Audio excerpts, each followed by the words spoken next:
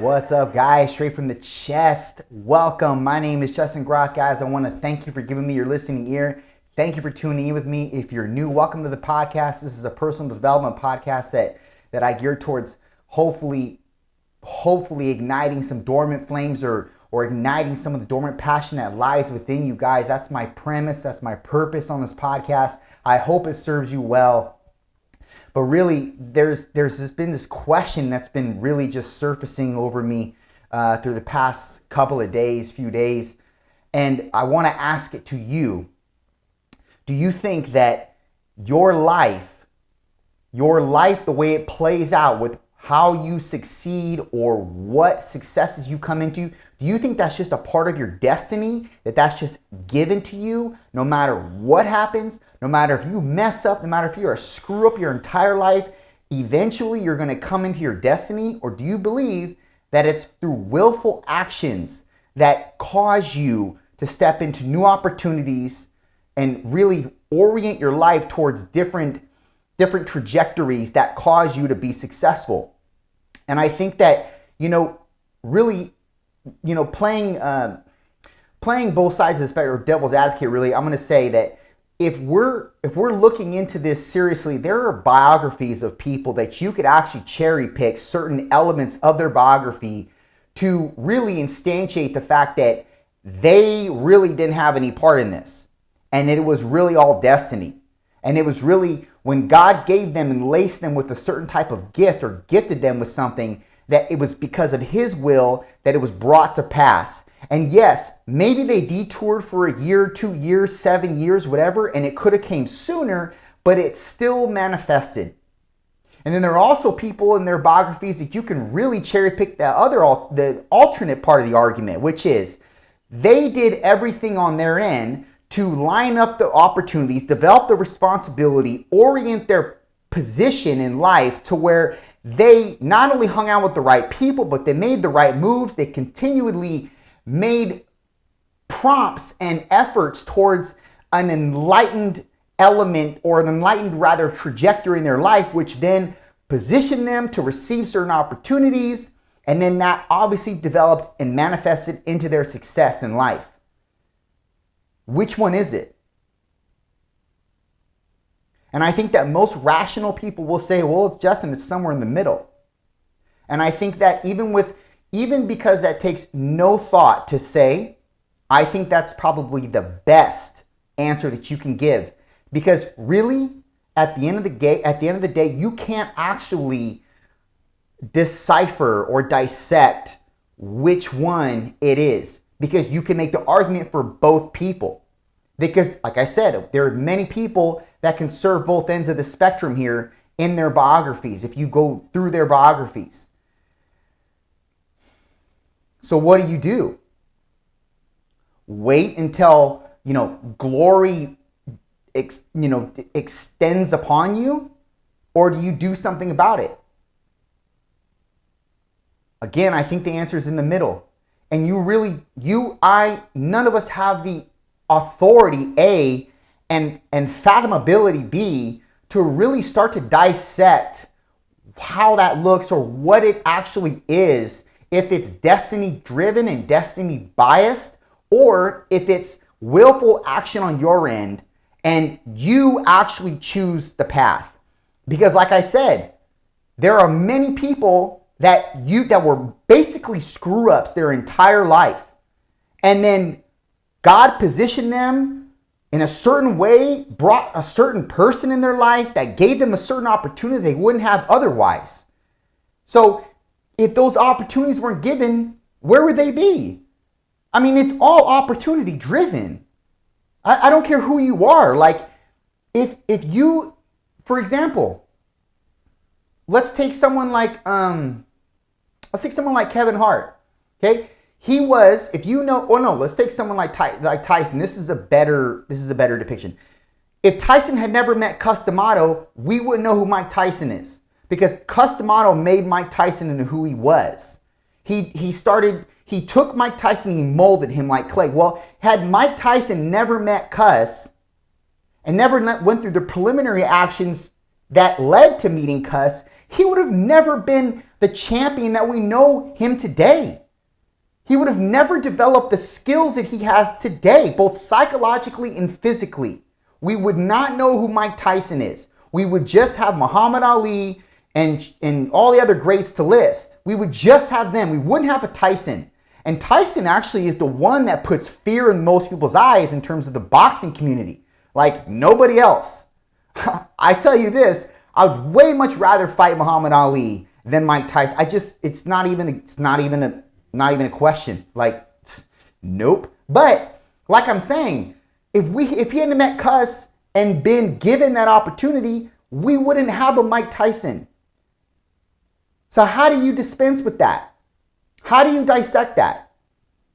Did Mike Tyson figure out who Cus D'Amato was, hit him up, send him a DM? Obviously those didn't exist back then, but call him and say, hey, can you train me? That didn't exist, man. That doesn't exist.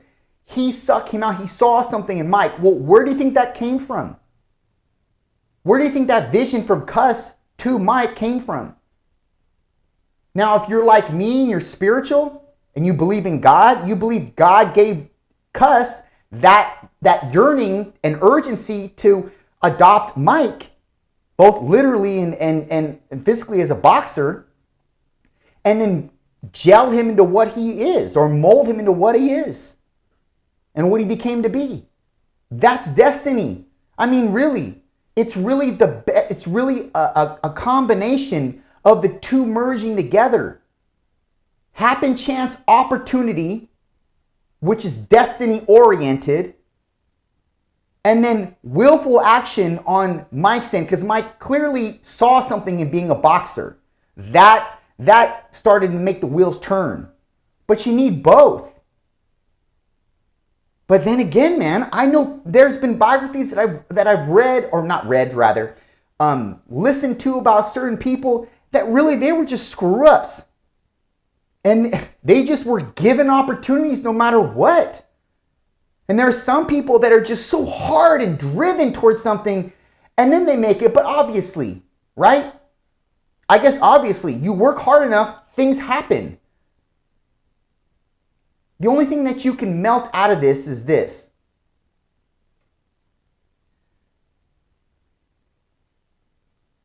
This is the only thing that I can melt out of this.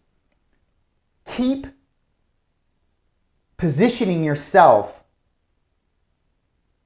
with the authentic patterns that keep you going in life, even if there is no payoff. Because I can promise you, these patterns don't beget payoff right away. And that is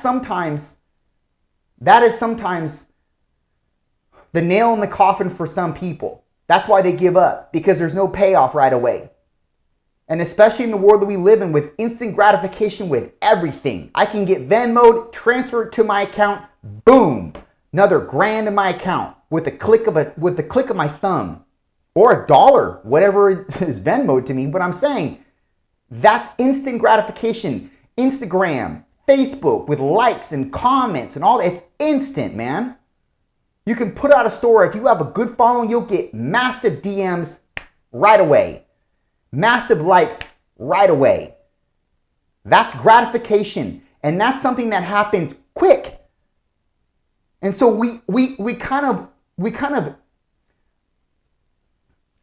convoluted in the sense of how we think our career should lay itself out, or how we think when we position ourselves in a certain way, because it's a leveling up, so to speak, that we are trying to position ourselves with. We think automatically opportunities hit now. And that's not how it works. Well, sometimes it does for some people, right? That's kind of happen chance. But at the same time, these patterns are going to produce a payoff someday, but not in the day that you'd like, because that day is now. And that's going to really actually, I guess, dictate if you have what it takes or not. God's trying to see if you have what it takes. He's trying to see if you have the due diligence and you actually have the ability to create yourself and create is a kind of I would say create is more of a off term. We don't say that word create often, but that's really what it is. You're creating yourself right now. You're creating your patterns. You're creating your authentic identity. You actually are trying to extract it, but that's creating it because you don't know what it is. So your best bet is to be authentic, even if you screw up during it.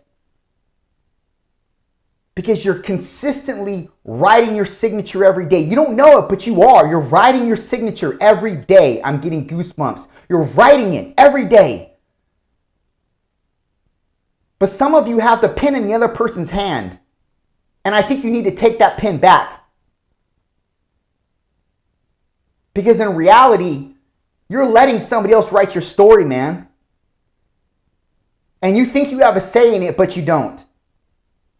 The only person, if you're like me, you don't have to be, but if you're like me, you know that the only person that's co-authoring this with you is God. But you're allowing people that are far beneath God to take a hold of the pen. And I think those same people are telling you that, look, man, if it's not quick, you got to just stop. Go move on to something else. You got time. That's the problem. Maybe you have too much time. Maybe because you have too much time, you're too wishy-washy with everything. Maybe you need to get down and dirty with yourself and actually open up what you mean to this earth, what you can contribute, and what you can contribute effortlessly. That comes actually as a reciprocation when you do it, like a reciprocal positive feedback. When you feel that, you have to keep doing that. And nobody might understand it. They are. Why do you want to name your business this? Who cares? When I first got involved with my business, Fitness Extraordinaire, it was called, I had this urgency to call it that. I don't know why, I just liked the way it sounded. That was me. That was me. And that's kind of grandiose to some degree, but anybody who knows me knows that that's not my character. It's just that's what I liked. I like that grandiosity element to it, right? My landlord, well, the person, my previous landlord that was there, that was actually on the buildings, thought I should call it Premier Fitness. Because it's more generalized and it's easily consumed, right? It's more palatable than Fitness Extraordinaire. I didn't care. I didn't. And I know that sounds so minuscule because you're like, oh, well, that's just the name of the little business that you have. Yes, but what if that business turns out to be big? What if it turns out to be global? And I had stuck with Premier Fitness, somebody else's penmanship, essentially, over my penmanship. Now, I'm not trying to bloviate here and speak pompously like this is all, it's all me. But I am saying go with your gut and develop the patterns that call you intrinsically to be unique. That's not something that should be taken trivially here. And I think many people undercast it and kind of discard it because it's like, who cares? It's not big. Go over here. Go. This person's really successful. Do real estate. Maybe you're not cut out for that. Maybe you're cut out to build cabinets, but build cabinets so magnificently.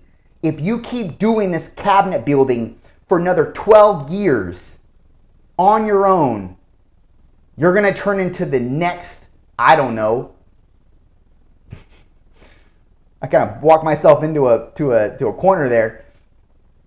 You're gonna become the best cabinet maker on the planet because you have a belief in your cabinet making abilities. That's the only thing you have here. Your signature, your penmanship, and your patterns that are not producing a payoff right now, but will eventually if you're good enough. And you will orient yourself in a specific trajectory in your life that will cause opportunities to unravel.